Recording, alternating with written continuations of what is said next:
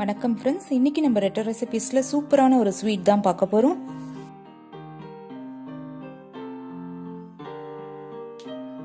வீட்லயே பண்ணக்கூடிய இந்த பாதாம் கத்லி தான் பார்க்கும் போதே ரொம்ப யம்மியா இருக்கு இல்லையா? வாங்க எப்படி பண்றதுன்றத பார்க்கலாம். அதுக்கு முன்னாடி சேனலை சப்ஸ்கிரைப் பண்ணாதவங்க சப்ஸ்கிரைப் பண்ணிக்கோங்க. பக்கத்துல இருக்க பெல் பட்டனையும் மறக்காம ஆன் பண்ணிக்கோங்க. இந்த ஸ்வீட் பண்ணுறதுக்கு நான் இன்னைக்கு 200 கிராம் பாதாம் எடுத்திருக்கேன். நல்ல முழு பாதாம். நல்ல சூடான தண்ணியை சேர்த்து ஒரு மணி நேரம் இதை நல்லா ஊற வச்சிடலாம். அதை தோலை அப்பதான் அதுலேருந்து நீக்க முடியும் நம்மளால.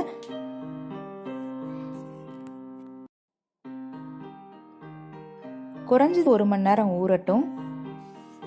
ஊறினதுக்கு அப்புறம் நல்லா ஃப்ளஃபியா இருக்கு பாருங்க. அளவும் நல்லா காணும். தோலெல்லாம் நான் நீக்கிட்டேன். ஊறினதுக்கப்புறம் இன்னும் குண்டு குண்டாக இருக்குது பாருங்க. அப்படியே ஒரு காட்டன் கிளாத்தில் போட்டு நம்ம இந்த ஈரத்தெல்லாம் காய வைக்கலாம். இது அப்படியே ஒரு 1 hour விட்டுருங்க. அப்புறம் கோர்ஸ் பவுடராக மிக்சி ஜாரில் இந்த மாதிரி அரைச்சி எடுத்துக்கலாம். பவுடர் என்ன அளவு கிடச்சிருக்கோ அதே அளவு ஒயிட் சுகர் எடுத்துக்கலாம். இப்போ ஒரு பேனில் அந்த சர்க்கரையை முதல்ல சேர்த்துடலாம். 1 கப்பு சர்க்கரைக்கு 1/4 கப் தண்ணியை சேர்த்துருக்கேன். சர்க்கரை நல்லா தண்ணியில கரையட்டும்.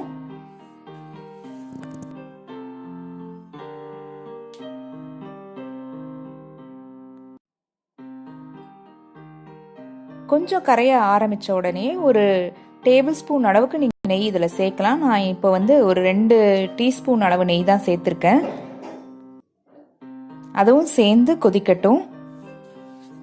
நல்லா கொதிச்சிட்டு இருக்கு. இதுக்கு நமக்கு 1 கம்பி பதம் பாகு வேணும். செக் பண்ணலாம். நூல் கம்பி இருக்கு பாருங்க. கம்பி பதம் வந்த உடனே நம்ம அரைச்சி வச்சிருக்க அந்த கோர்ஸ் பவுடரையும் இதுல நம்ம சேர்த்துடலாம்.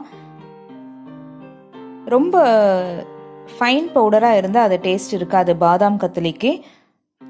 நம்ம கேஷ்யூ கத்திலினா தான் அதை நம்ம சலிச்சு கூட எடுத்துக்கலாம். இது இப்படி இருந்தா நல்லா இருக்கும். கைவிடாம நல்லா மிக்ஸ் பண்ணிட்டே வாங்க. பாருங்க, ஒரு 3லேருந்து 4 நிமிஷத்துக்குள்ளேயே இந்த ஸ்டேஜுக்கு வந்தாச்சு. இது ரொம்ப ஈஸியாக கலரிடலாம். நெய்யும் நான் ஃபஸ்ட்டு சேர்த்த அந்த அளவு தான். உங்களுக்கு வேணும் அப்படின்னா நீங்கள் நெய் சேர்த்துக்கலாம். இப்போ இந்த பேனில் இது ஒட்டாமல் வருது. இப்போ நம்ம அதை எடுத்து ஒரு கிரீஸ் பண்ணி வச்சுருக்க பிளேட்டில் சேர்த்துடலாம். நான் நெய் தடவி அந்த பிளேட்டை ரெடியாக வச்சுருக்கேன். இலகுன சூடு இருக்கும் போது ஒரு சப்பாத்தி மாவு மாதிரி பிசையலாம். இல்லைன்னா இதை வச்சு நீங்கள் ஃப்ளாட் பண்ணிக்கலாம். என்ன திக்னஸ் உங்களுக்கு வேணுமோ அந்த அளவுக்கு நீங்கள் அதை உருட்டலாம். இதை அப்படியே ஒரு 30 நிமிஷம் விட்டுட்டேன். இப்போ பீஸ் போட்டுடலாம். என்ன வித்து என்ன ஷேப் உங்களுக்கு வேணுமோ அந்த மாதிரி நீங்கள் அதை பீஸ் போட்டுக்கலாம். நம்ம இஷ்டம் தான். நான் நைஃப் தான் யூஸ் பண்ணுறேன். நீங்கள் பிஸா கட்டை எதுவாக இருந்தாலும் நீங்கள் அதை யூஸ் பண்ணிக்கலாம்.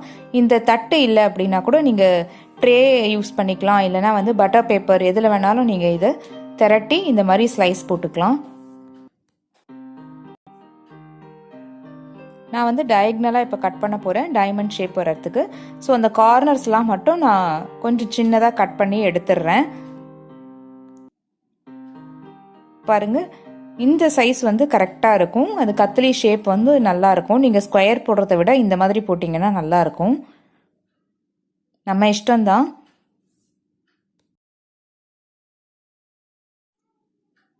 பீஸ் போட்டாச்சு. இப்போ தட்டி எடுத்துடலாம். சூப்பராக பீஸ் வந்தாச்சு பாருங்க. இந்த பாதாம் நீங்கள் கிரைண்ட் பண்ணும்போது கொஞ்சம் அதுலேருந்து அந்த ஆயில் வந்தால் தான் இந்த டேஸ்ட் இருக்கும். வச்சிருக்கோன்னு நம்புகிறேன். இந்த மாதிரியான அப்லோடுக்கு சேனலை சப்ஸ்கிரைப் பண்ணிக்கோங்க. பக்கத்தில் இருக்க பெல் பட்டனையும் மறக்காமல் ஆன் பண்ணிக்கோங்க. Thank you friends.